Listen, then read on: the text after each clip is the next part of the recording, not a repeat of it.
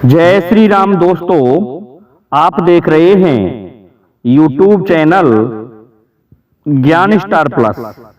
तो दोस्तों, आप सभी का हार्दिक स्वागत और अभिनंदन। दोस्तों, आज हमने आपके लिए कमेंट चुना है श्रीमान जितेंद्र मीना जी का, और ये लिखते हैं, ढोला तो मारो हर को डोले रे, गांठ घुल गई नाड़े की कुन खोले रे। दोस्तों, इन्होंने आगे लिखा है कि उत्तर रामायण में ही देना है।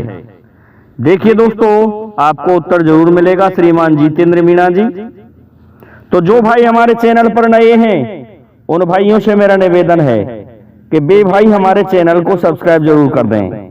देखिए दोस्तों, उत्तर पहेली का अंत में मिलेगा, वीडियो पूरा देखें। देखिए क्या होता है कि एक बार रावण ने सोचा कि मैंने सभी से टैक्स वसूल कर लिया है, परंतु हमारे राज्य में और कौन शीर्ष रह गया है जिसका टैक्स अभी तक नहीं आया है।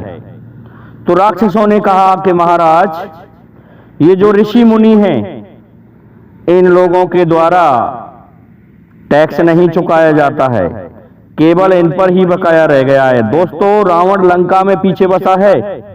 ये पहले कटकपुर का राजा था, कटक का रहने वाला था, इसलिए ये भारतीय ही था।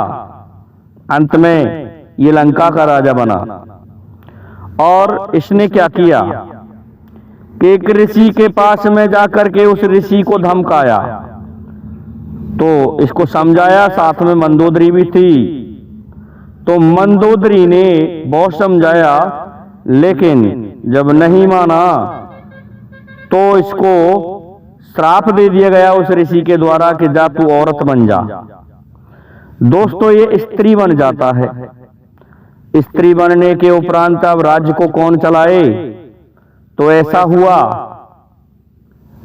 मंदोदरी फिर से निवेदन करने लगी कि यह तो फिर से अब रावण नहीं बन सकता, इसको तो इतना समय लगेगा। उसमें श्राप में कुछ समय था कि तू 12 वर्ष के लिए स्त्री बनेगा, इस तरह का श्राप था वो। दोस्तों, मंदोदरी को रावण बना दिया गया। अब मंदोदरी तो डर के कारण इधर उधर घूमने लगती थी, और ये रावण औरत बन गया। अब क्या होता है दोस्तों, मंदोदरी राज चला रही है।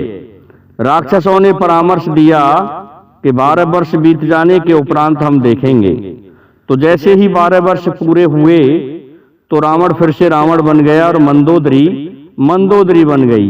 लेकिन मंदोदरी से ये डरने लगा था कि तू मेरी औरत बन के रहा है। हुआ क्या, इस बेवकूफ ने फिर से वही गलती दोहराई और ऋषियों से टैक्स मांगा। तो ऋषियों ने इसके लिए खून दे दिया टैक्स के रूप में, और उस खून को इसने जो उस समय के डब्बे आदि, बर्तन आदि जो भी थे, उनमें भर के एक कक्ष में रखवा दिया। अब लंका में वह खून रखा है, और उसमें से दुर्गंध आ रही थी, खुशबू आ रही थी कुछ। तो उसी समय मंदोदरी जाती है और एक डब्बे को देखती है, और उसमें से कुछ सूंघ लेती है। सूंघने से मंदोदरी गर्भवती हो गई। जब मंदोदरी गर्भवती हो गई तो अब सोच रही थी कि अब ये गांठ घुल गई, क्या करूं। तो मंदोदरी ने दोस्तों उस गर्भ को गिराने के लिए बहुत उपाय किए, लेकिन किसी के बस की नहीं रहा कि वह गर्भ गिर जाए। एक दिन उसकी एक पड़ोसन से ही वो पूछ रही थी कि बहन, मैं तो रानी हूं, लेकिन एक बात पूछना चाहती हूं कि गर्भ कैसे गिर सकता है? अरे कि तुम बावली हो गई हो, तुम्हारा पति रावण है ना, वह गर्जना यदि कर दे तो स्त्रियों के गर्भ गिर जाते हैं, इसलिए तुम रावण से कहो कि वह गर्जे। दोस्तों, मंदोदरी डर रही थी, क्योंकि वह रावण का अंश नहीं था, वह ऋषियों का अंश था। तो ऐसा करने से वह डर रही थी, और रावण पास में नहीं आ रहा था मंदोदरी के में। तो मंदोदरी ने पास में बुलाया और कहने लगी महाराज मैंने सुना है कि आप स्त्री बने हो तब से गर्जना करना भूल गए हो, आप गर्जना करके बताइए।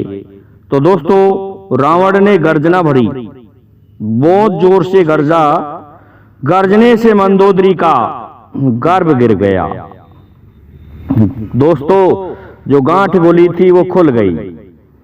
अब क्या होता है, दूसरी गांठ उत्पन्न होती है।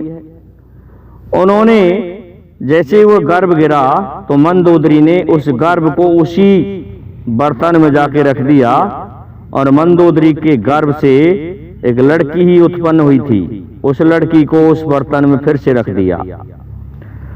अब दोस्तों चारों तरफ अकाल पड़ने लगा। रावण सोचने लगा ये क्या हो रहा है।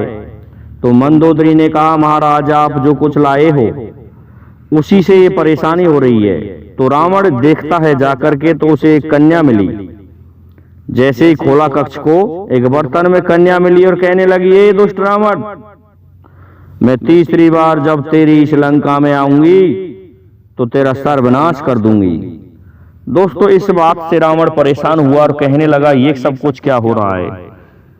दोस्तों उसने रावण ने मंदोदरी से परामर्श लिया तो मंदोदरी कहने लगी क्यों ना इस रक्त को तुम कहीं अन्यत्र ले जाओ और कहीं अन्यत्र गड़वा दो।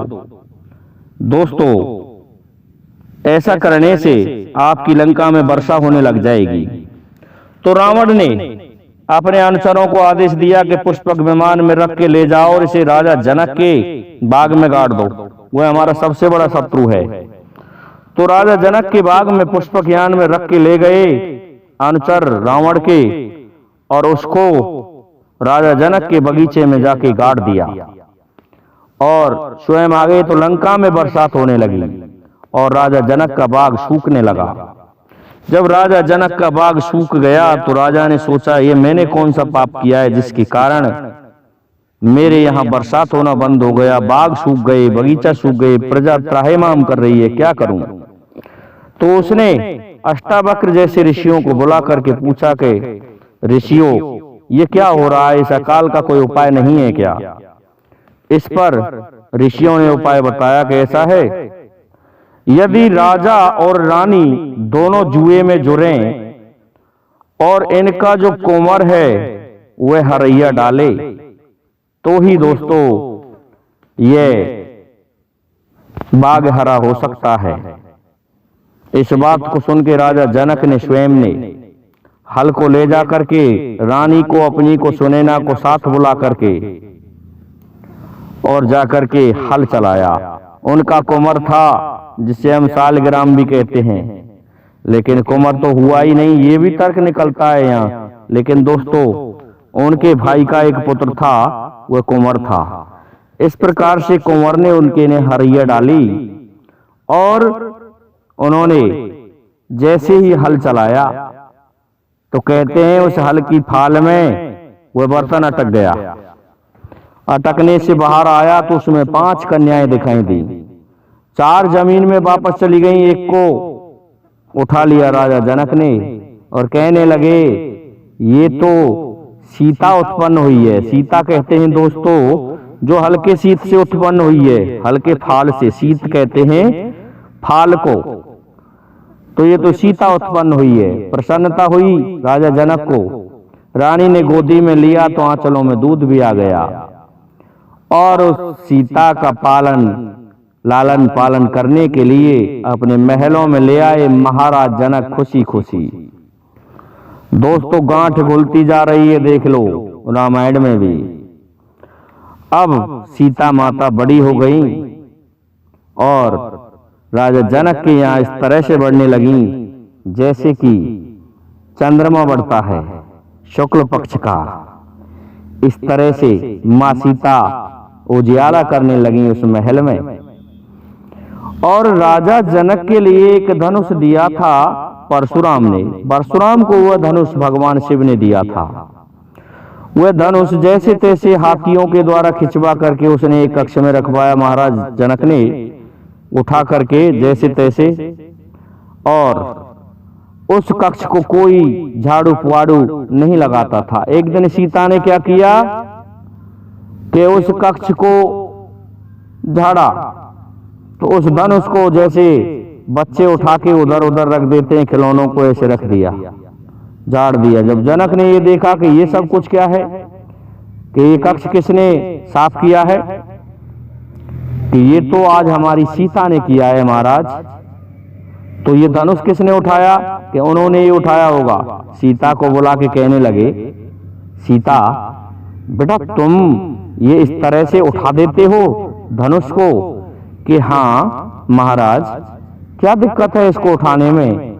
उठा के इधर से उधर रख दिया। अब तो महाराज जनक आश्चर्य करने लगे, कहने लगे कि जो भी इस धनुष पर प्रत्यंचा चढ़ा देगा मैं उसी के साथ सीता का विवाह करूंगा। तो दोस्तों ये शर्त थी। और प्रत्यंचा चढ़ाने वाला भगवान श्री हरि विष्णु के अवतार श्री राम के अलावा और कौन हो सकता था दोस्तों। तो देखिए जो भी गांठ खुली वह बड़ी मुश्किल से खुली, लेकिन उससे उत्पन्न एक दूसरी गांठ भी हो गई, माता सीता। और वो माता सीता ने लंका का पनिया ढार करा दिया, भगवान श्री राम ने समाप्त कर दिया रावण को। तो श्रीमान जितेंद्र मीना जी, समझता हूं आपको आपकी पहेली का उत्तर मिल गया होगा। इसलिए अब आप सभी से मेरा निवेदन है कि ढोला तो मेरो हर को डोले रे, और गांठ गुल गई नारे की कौन खोले रे। दोस्तों कैसा लगा आपको हमारा वीडियो, कमेंट करके जरूर बताएं। जय हिंद, जय भारत, जय जय श्री राधे, जय जय श्री